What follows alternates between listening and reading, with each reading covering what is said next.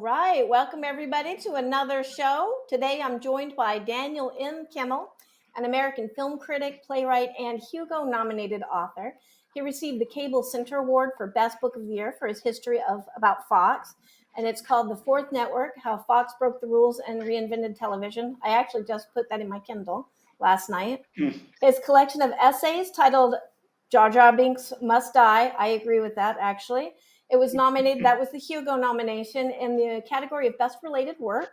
And his novel, Shh, It's a Secret, was on the shortlist for the Compton Crook Awards, given to the best first novel for the Baltimore Science Fiction Society, if I can speak.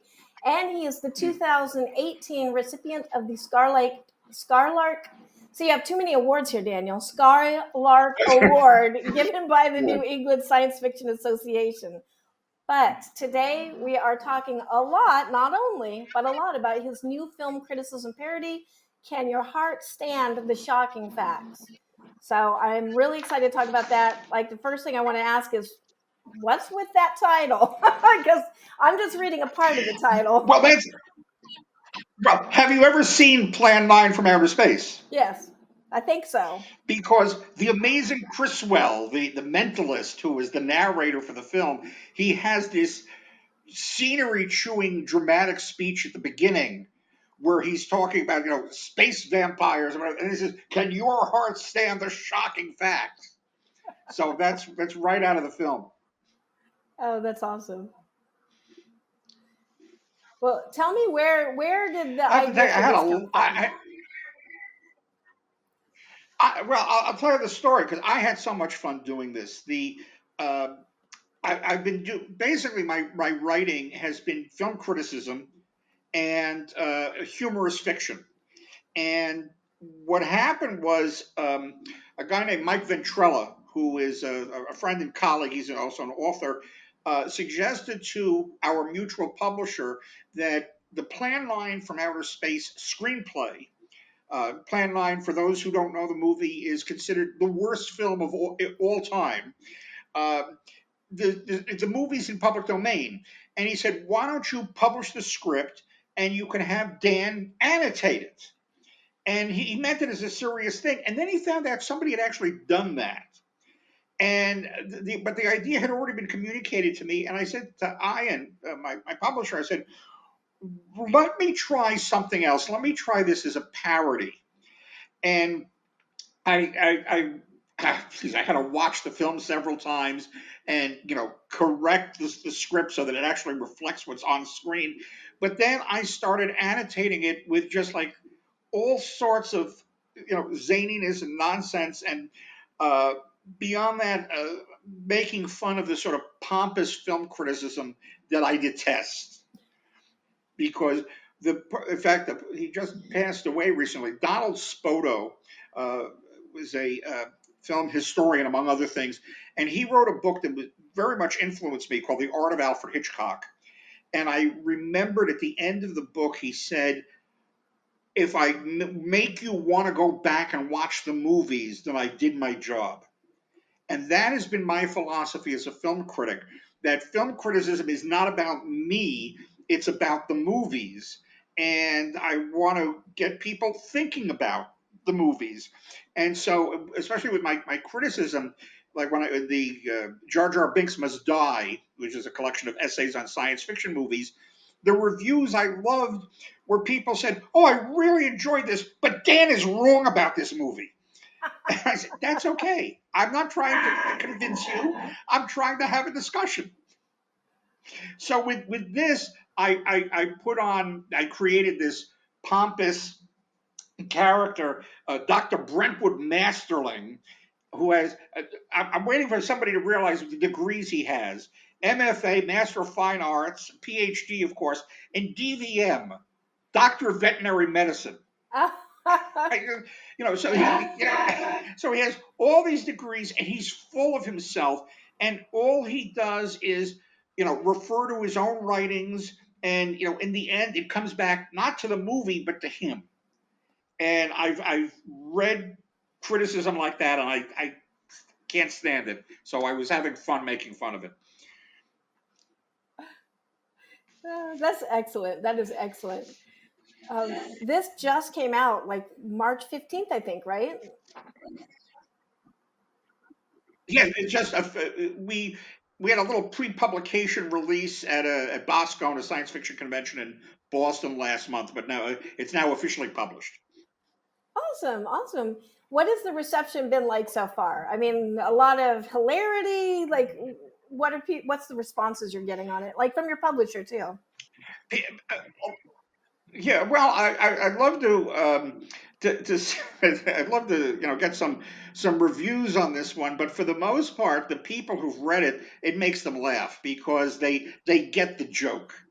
They get what Yeah. I'm trying to do here. And my model, I don't know if you're familiar with this.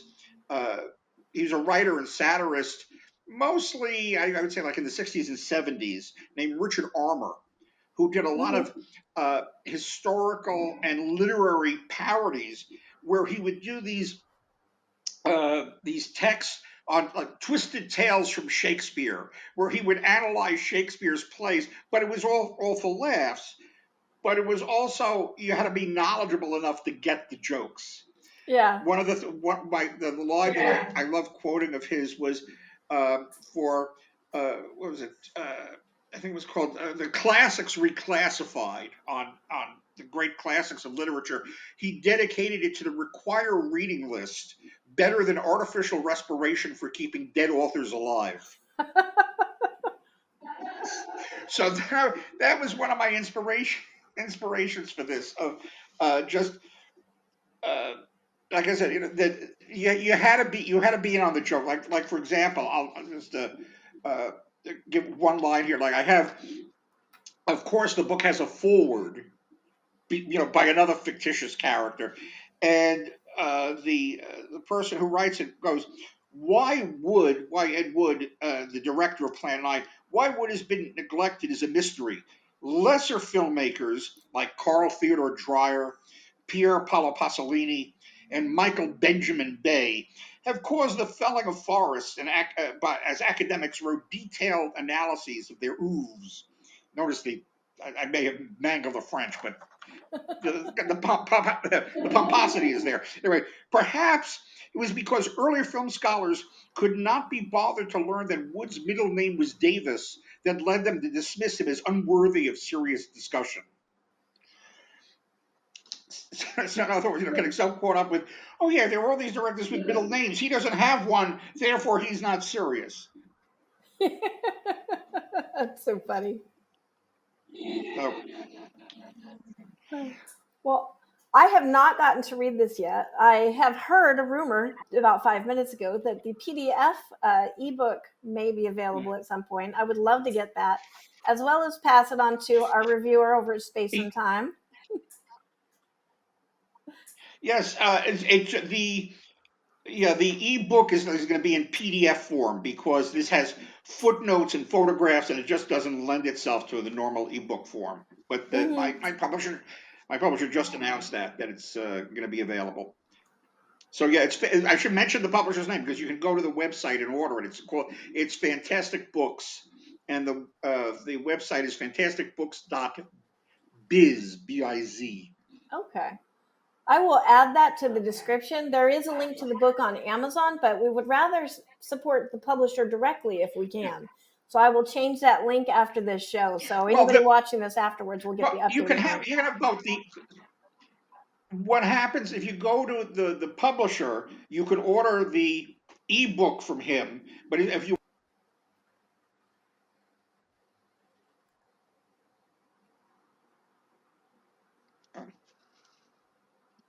Awesome. okay, so what else can I tell you about it? Some of this, it's funny. At the title I said, comes from Criswell's, scenery chewing opening. On the back cover, I quote another line of his from the end of the film where he goes, "Can you prove that it didn't happen?" And so there are things in the book that are actually true that people may be surprised. They may, I mean, some of this stuff is just like silliness, like Tor Johnson, the wrestler who appears as one of the zombies in this. I made up this thing where he's in several Ed Wood films, and I said he originally was going to be Laertes in an all wrestler production of Hamlet, but he turned it down to be able to work with Wood and have this whole career. But some of the other stuff I found, like the head of the alien invasion, who in fact, if you ever see the movie Ed Wood that Johnny Depp did with because Oh, it's yeah. about this director yeah. And Bill Murray I believe plays no, not he doesn't play Chris Rock. He plays Bunny Breckinridge, who plays the leader of the alien invasion. But now the funny thing is that I looked this up, and this actually is true. John Breckinridge, which is his name in the credits, Bunny was his nickname. John Breckinridge was the 14th vice president of the United States. Bunny is his great grandson. And Plan 9 is the only movie appearance he ever was in. So some of one of the other actors in it, well, I mean, Bela Lugosi, another true story. Bela Lugosi shot all of his scenes before there was even a script, and then died. Oh, And wow. so what Wood had to do was write a script that interpolated the footage he had of Bela Lugosi, but then he had other scenes where he needed Bela Lugosi's character, but Lugosi was gone. So he got his chiropractor, who was tall and thin the way Lugosi was not, to walk through it with a cape around. And he intercuts between the two in the movie.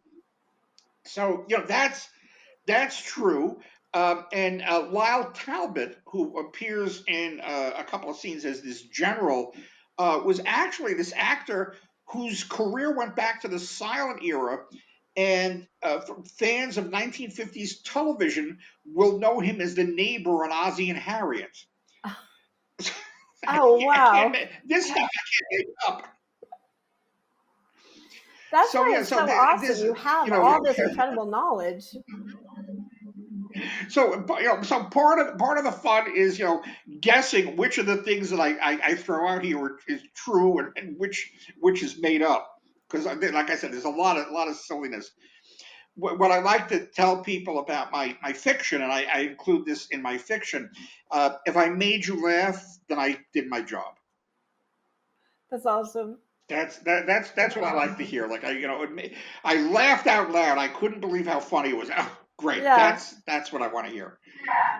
that's awesome. Well, I've already laughed during this interview quite a few things and been enlightened. So your job is done. I would Uh, love to hear some of this book. Do you have? Can you read for us a little bit? Like give us a little bit of I a can, I taste can of it. read it. I can read a. Yeah. Okay. Let me. Yeah. This is because I'm sort of like mocking this sort of like academic analysis. I actually have a critical biography of Ed Wood at the beginning, and I just read an excerpt from this. Uh, Wood was born in Poughkeepsie, New York, in 1924. It was during these formative years that he developed what would become a lifelong fondness for Angora sweaters. Whether this was because, as some biographers claimed, his mother liked to dress him in girls' clothing, or because his own confusion as to whether Angora wool derived from rabbits or goats is a subject rife for research. In any event, it would prove to be a major influence on his work as well as on his wardrobe. As a child, he came to admire many of the performers who would later become part of his stock company, including Bela Lugosi and Lyle Talbot.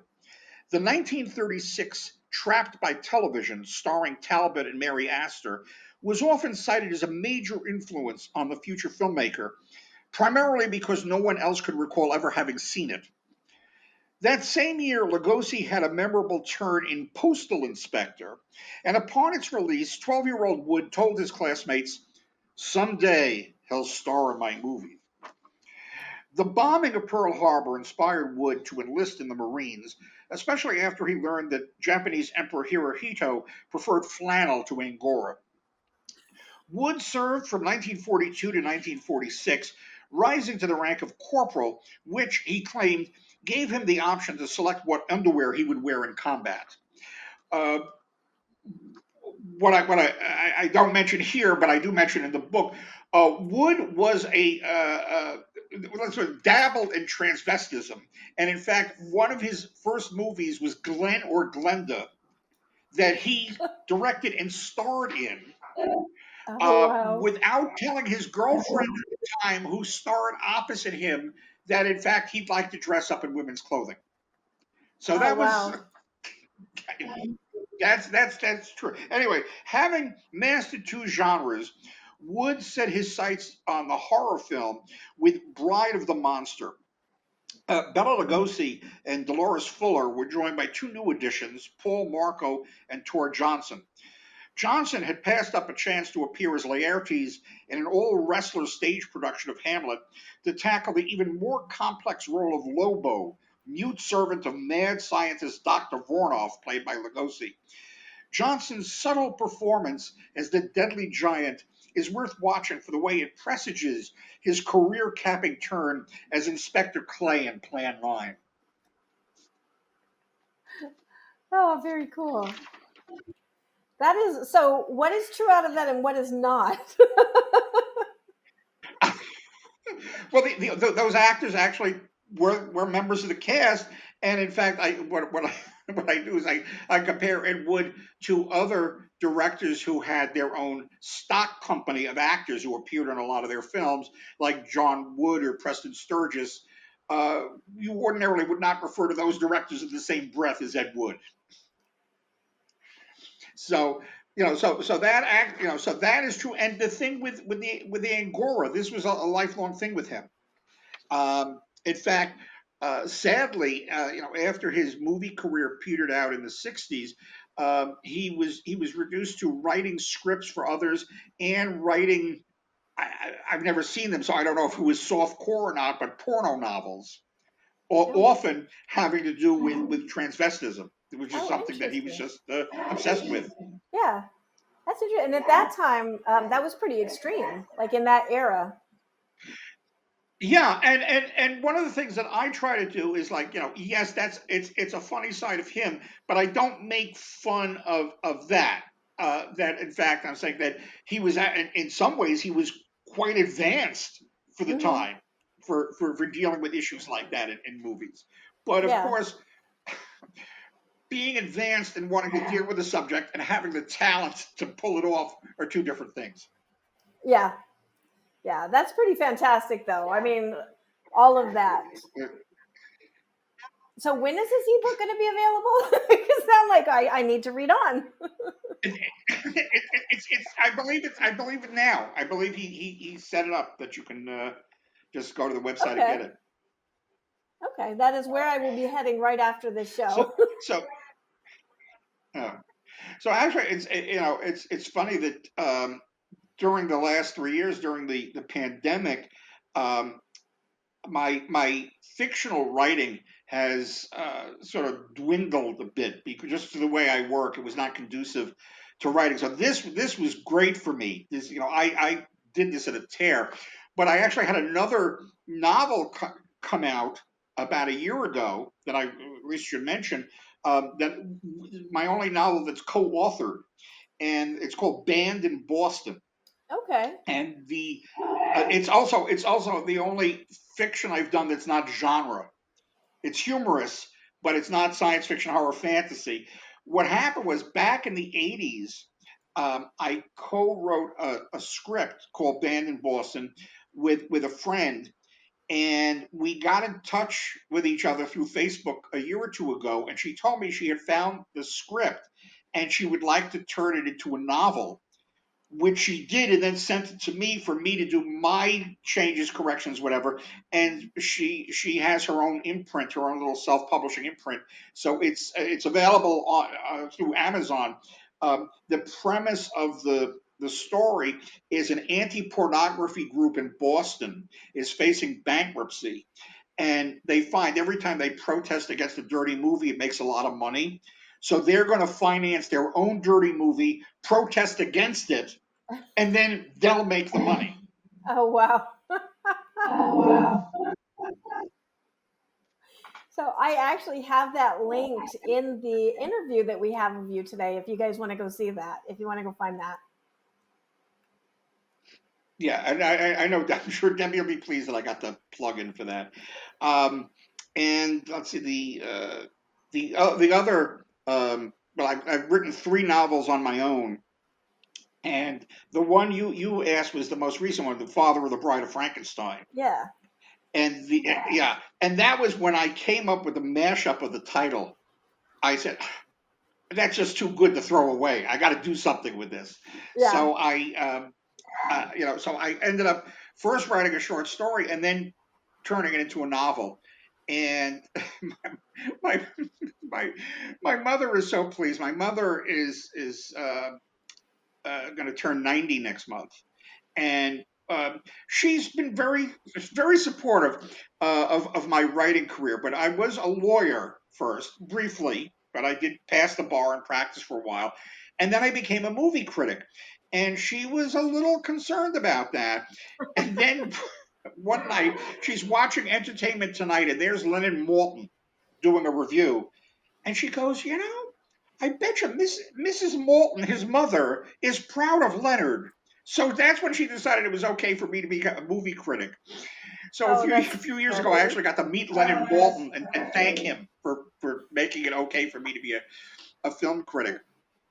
Uh, Justifying it to your but mother. since but she yes, but it's funny that then when I started doing books, she would have them. I would send her copies, but they weren't subjects that interested her. So, like my first solo book was The Fourth Network, which is a history of Fox broadcasting. The Simpsons and American Idol, and not the news channel, which I just mentioned in passing. Um, and I dedicated it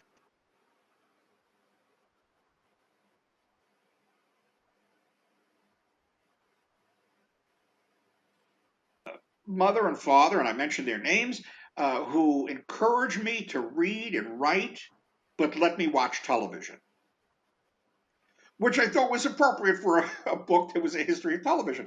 So I send the book to my mother, and I'm waiting for her to react. And finally, I can't take it anymore. I call her up and I go, "Mom, did you get the book?" And she goes, "Oh yes, it's right out there on the coffee table, where everybody could see it." I said, "Did you open it?" She goes, "No, I'm not really interested in reading about Fox." I said, did you see what it says, in the dedication? And she goes, "Yeah, I was surprised you didn't write anything." And then I realized what the problem was. I said, "Mom, inside the front cover is where Grandma signs the book when she gives it as a gift. The author signs the title page." So now she picks up the book and she sees I wrote something on the title page. I go, "Now turn the page and look at the dedication." And that's how she finally got to see it. Oh, My that's daughter, on the hilarious. other hand, is so jaded. Whenever I have a new book out, she goes, "Where? So did you dedicate it to me? No, am I in the acknowledgments?" She knows to look for her name. Oh, that's But my hilarious. but my mother was very proud when I started doing fiction, because now it was something she could read. Even though she's not a science fiction fan, but my stuff uh, is more mainstream and comical, and so she was able to enjoy it. And she really liked the Father of the Bride of Frankenstein, because it's all about wedding planning. Yes, yes, I love that title. I love the whole concept. So that's one that I have to get on my Kindle now.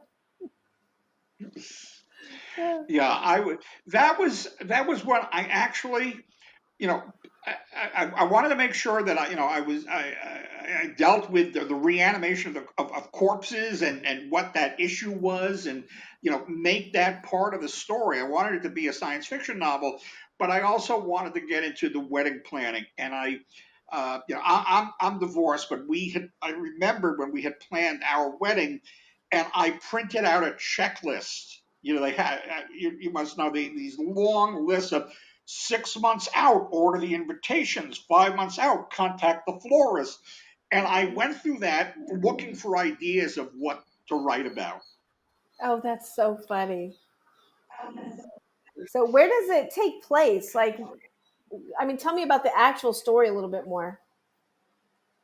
You know, Father of the Bride of Frankenstein takes place in unnamed suburbs. I mean, in my mind, it was, somewhere in, the suburban Boston, but I didn't identify where it was. Sometimes, like my first novel was very much set in Hollywood because it's about an alien who wants to be a movie star. It's a secret. The subtitle is a novel about aliens, Hollywood, and the bartender's guide. And one of the things that I did in that is the aliens first land in the Catskills. I had been a Catskills busboy in the 70s. So I used some of my experience in that. In fact, like my mother said that I set a couple of chapters at the hotel I used to work at, and she said I felt like I was in the lobby. Oh, wow. My Yeah, my second novel, A Time on My Hands, was a time travel parody. I love time travel stories, and I love time travel stories that play with paradoxes and things like that. And I said, I want to do a novel where I just skewer every cliche of the time travel story. And I set it up so it's a reporter interviewing a professor who claims that he's invented a time travel device. I go, where do I set this? I said, what campus do I know like the back of my hand? The University of Rochester, where I was an undergraduate, and that's where I set it. And one of my colleagues here in the Boston area, who graduated several years later, I asked her to do a blurb for the book, and when she read it, she said, "I felt like I was back on campus." So but in the case of Father and Bride of Frankenstein, it was really, like I said, I could picture different things, but I just wanted to be, every town USA. Awesome. Well, we are getting close to time. I wonder if I could tempt you into doing another little bit of a reading. I love listening to you the first time. Do you have another Oh, excerpt you can okay. share? Let me see if I can find something. And while you're looking for that, I'm going to urge everybody who's viewing, go down in the comments. You'll see the links to these things. I'm going to add the link to the publisher directly as well. And if you go over to the blog, there's an interview with Daniel, and it's talking about all the information that we don't have time to cover in here that you can go read, as well as the links to find all these books. All right, here, here we go. Coming off this series of triumphs, Wood was now ready to tackle the science fiction epic that would secure his place in the cinematic pantheon. He began with a philosophic poser.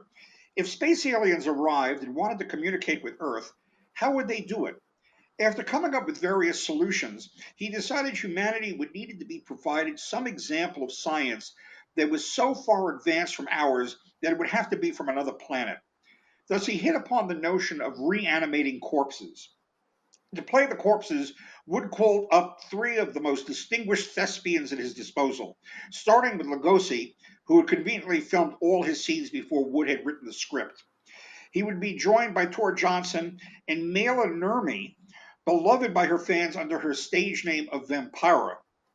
All subsequent science fiction movies, such as 2001: A Space Odyssey, Star Wars, and Blade Runner, owe a debt to Wood's towering achievement, which, unfortunately, their filmmakers have mostly refused to acknowledge. But at least That's, it's at least being acknowledged now. yes, I mean that's I said I wanted to get into the pomposity of certain film academics because I taught film at the college level for 25 years and tried to avoid textbooks that that were so dense that it was about the writer rather than the film.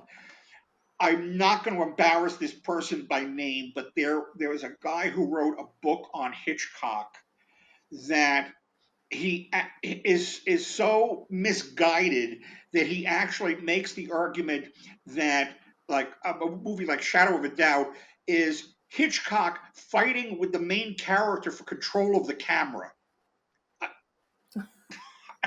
I don't know where he got that from. It has nothing to do with the movie. And that's the sorts of things that I do here, of just coming up with these bizarre interpretations and then saying, and my colleagues just don't realize how brilliant I am that I have these insights. Yeah, I agree with you. I agree with you. What is it supposed to be about? The movies or the critic, or the writer? Yeah.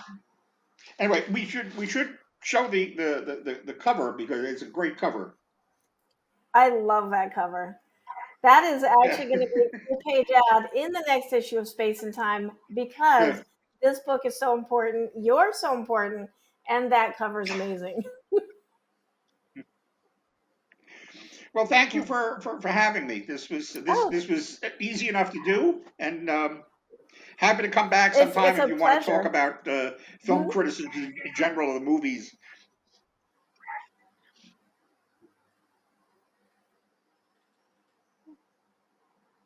It has been awesome to have you here. Before we go, though, tell us what you have coming next.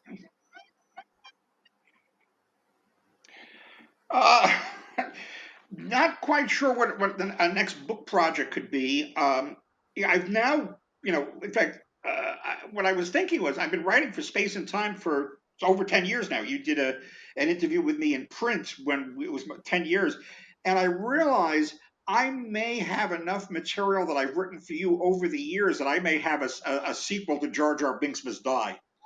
That would be awesome. I think that may be my summer project of seeing just how many pages of film analysis I have, because one of the things I love about doing that column is getting people to go look at films that they heard about but have never seen or they saw years ago. My advice to people on film criticism, I can't stand people who go, oh, I never listened to the critics. Read reviews of movies you've seen, and when you find someone who gives you insights that you go, oh, I didn't think of it that way. That I appreciate the movie more now, or simply that you're on the same wavelength. That's the person you turn to when you're looking for advice. That is very good advice. That is very good advice. That is why I'm going to say you're the professional critic.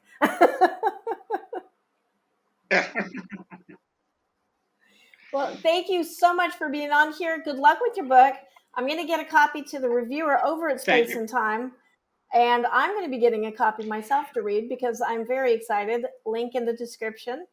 And now I guess it's time to go. We're going to close out on a poem from Blaise Langlois, who is reading Witness for us. And that is today's show. I'll see you Wednesday and then next Saturday. Thanks, everybody, for being here.